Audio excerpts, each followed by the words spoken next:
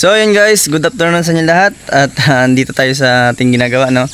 Ngayon ay araw ng Huwebes Santo. So wala tayong trabaho.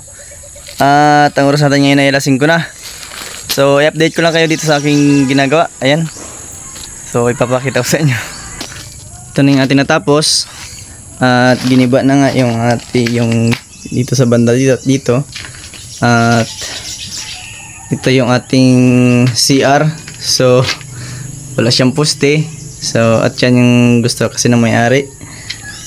Kaya yun ang ginawa natin, ano. So ayan. Ito yung luwang ng CR. 120 ang luwang ng CR. Ang haba ay 260. At ito yung ating kusina. Ayan nga. So dito natin titingnan sa labas. Ayan.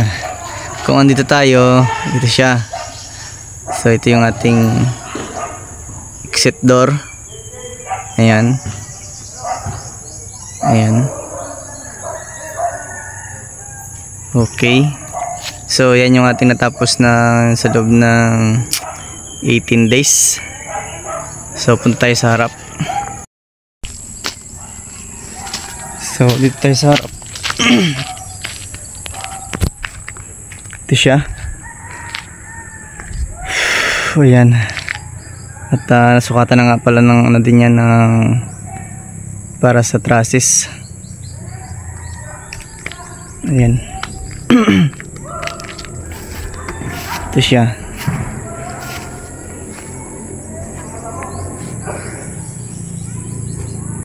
Guys, ang ating update ito sa ating ginagawa.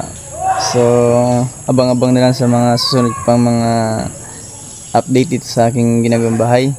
So hanggang dito na lang guys. Bye bye.